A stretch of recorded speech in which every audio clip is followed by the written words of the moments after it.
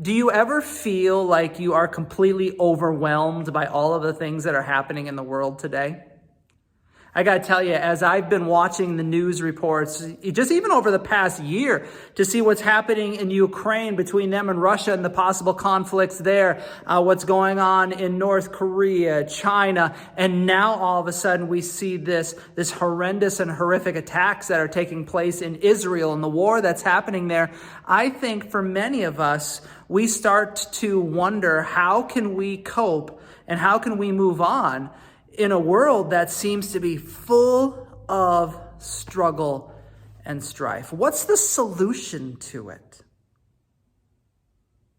I think it's kind of interesting that Jesus actually addressed this very topic with his disciples as they were going through the Passion Week. If you're not familiar with the word the Passion Week is actually the last week between Palm Sunday and Good Friday that Jesus was walking physically on this earth with his disciples. And one day, and we find this story happening in Matthew chapter 24. So if you have a Bible, you can turn there with me this morning, because what we're going to see is how Jesus guided his disciples. And in turn, Jesus is speaking to us this morning about things that when they happen in the world and they seem horrible and they seem horrific, and sometimes they leave us frightened or wondering what's actually going to happen, Jesus gives us the solution to these problems today. And I think it's really interesting. So during that week, Jesus and his disciples, the 12, walked past the temple. And if you can picture it at this point, the temple had not been destroyed yet, right? It wasn't destroyed until the AD 70s when Rome came and just totally ransacked it because of a rebellion. At this point, the temple was a magnificent structure. The beauty of it, the rocks, the bustling nature of people coming to worship God. And to be honest, even during this time, there was commerce happening there. It was a central part of the Passover celebration that was happening. So people would have been everywhere. This is a huge, huge structure.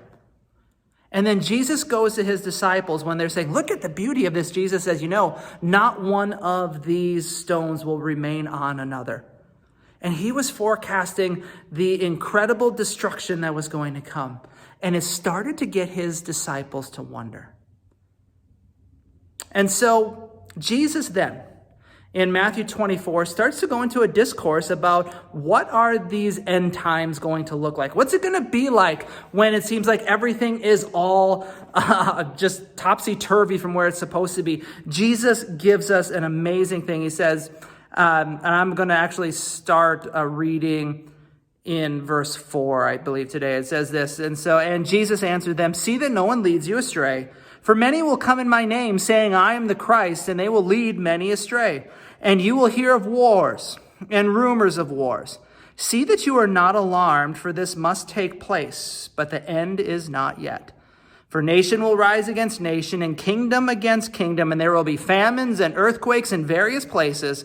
And these are but the beginnings of the birth pains, right? And so Jesus is going on and saying, there's going to be some terrible things that happen in this world when sin is just running rampant, and it seems like good is going to get trampled out.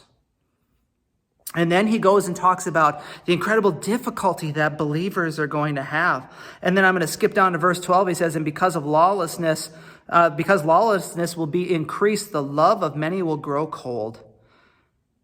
So how is Jesus going to solve this? What is the solution?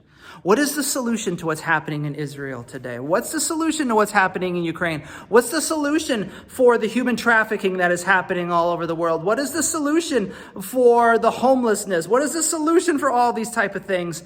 I think we need to read verse 24, because what Jesus tells us, there's only one solution that can deal with the evil in this world.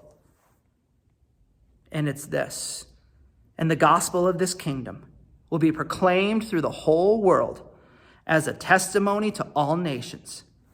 And then the end will come. Friends, do you want to know how to fight this battle?